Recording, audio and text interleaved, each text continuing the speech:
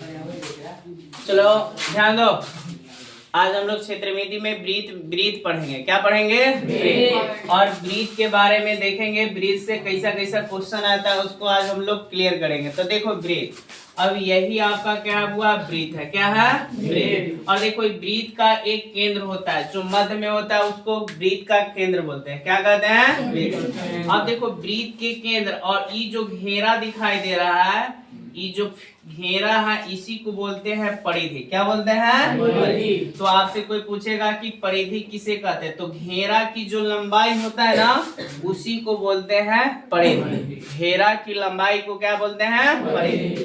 तो याद रखना, अब यहाँ ब्रीथ के केंद्र और ये परिधि के जो बीच की दूरी होता है इसको हम लोग त्रिज्या कहते हैं। क्या कहते हैं? त्रिज्या।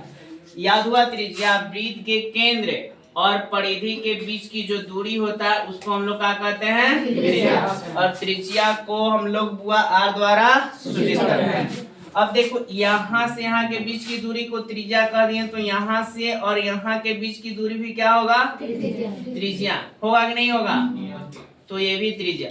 अब देखो यहाँ हम बात कर लिए बुआ, अब यहाँ से यहाँ यानी कि ए बी क्या होगा ब्रीथ का? तो ए बी जो होगा ब्रीथ का व्यास होगा। क्या होगा? व्यास। क्योंकि ब्रीथ का जो व्यास होता है वह त्रिज्या का दोगुना होता है। ब्रीथ का जो व्यास होगा, व्यास, वह त्रिज्या का क्या गुना होता है? दोगुना होता है। ब्रीथ का व्यास जो होता है त्रिज्या का दोगुना। या आप बोल सकते हैं ब्रीथ की जो सबसे बड़ी जो जीवा होता है उसी को ब्रीथ का क्या कहते हैं? व्यास। ब्रीथ की सबसे बड़ी जीवा को क्या कहेंगे? व्यास कहेंगे।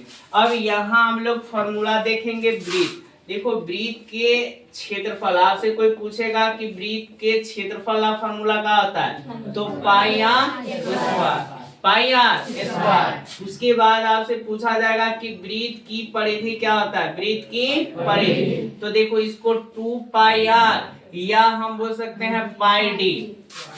क्या बोलेंगे? पाई डी। उसके बाद आपसे पूछा जाएगा, उसके बाद ब्रीथ की अगर आपको बुआ व्यास निकालना है, ब्रीथ की व्यास, तो इसके लिए फॉर्मूला क्या होगा? 2 गुना त्रिज्या, 2 गुना त्रिज्या। उसके बाद पूछा जाएगा कि ब्रीथ की अगर त्रिज्या निकालना है, ब्रीथ की त्रिज्या, तो उसके लिए फॉर्मूला क्या होगा? व्यास बटा 2, व्यास बटा 2। तो समझ में आ गया? ब्रीथ के क्षेत्रफल क्या होता है? पाई आर स्क्वायर। ब्रीथ की परिधि 2 पाई आर या पाई डी, 2 पाई आर या पाई डी। अगर वो ब्रीथ की व्यास कहे तो 2 गुना त्रिज्या, ब्रीथ की त्रिज्या व्यास बटा 2। घेरे की लंबाई को क्या कहते हैं? परिधि। घेरे की लंबाई को क्या कहते हैं? ब्रीथ की सबसे बड़ी जीवा को क्या कहते हैं? व्यास। क्या कहते हैं? ब्रीथ के केंद्र और परिधि के बीच की दूरी को त्रिज्या, ब्रीथ के केंद्र और परिधि के बीच की दूरी को त्रिज्या कहते हैं। क्या कहते हैं? त्रिज्या।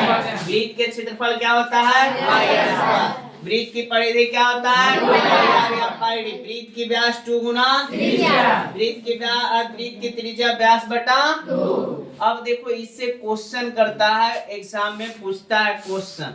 अब पहला नंबर क्वेश्चन क्या है, तो देखो कहेगा यदि किसी ब्रीथ की परिधि और क्षेत्रफल, ब्रीथ की परिधि और क्षेत्रफल संख्यात्मक रूप से बराबर हो तो त्रिज्या होगा, त्रिज्या होगा। देखो बहुत 2 नंबर में भी पूछा हुआ क्वेश्चन है एग्जाम में, है ना? यदि किसी ब्रीथ की परिधि और क्षेत्रफल संख्यात्मक रूप से क्या है? बराबर है। संख्यात्मक रूप से क्या है? बराबर। तो त्रिज्या होगा, विकल्प देले रहेगा 3 मात्रक, बी में देगा 2 मात्रक, सी में देगा 5 मात्रक, और डी में देगा नॉन ऑफ दिस। तो देखो इसको कैसे बनाएंगे? कहा है यदि किसी ब्रीथ की परिधि और क्षेत्रफल संख्यात्मक रूप से क्या है? बराबर है। तो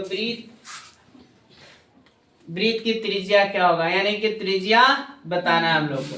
तो देखो इसको अगर 2 नंबर में पूछता है तो लिखेंगे बस गिवन दैट, दिया हुआ है कौची में? ब्रीथ में। का दे रहे हो? तो दे दिया है बाबू परिधि बराबर क्षेत्रफल, यही ना कहा है।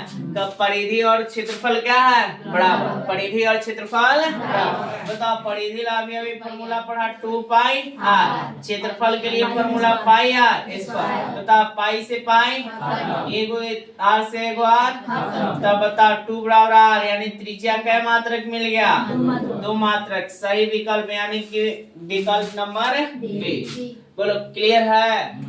अगला क्वेश्चन आपसे पहले इसको हम लोग क्या कर लेंगे, स्क्रीनशॉट कर लेना है। जल्दी से कीजिए स्क्रीनशॉट करो साहब।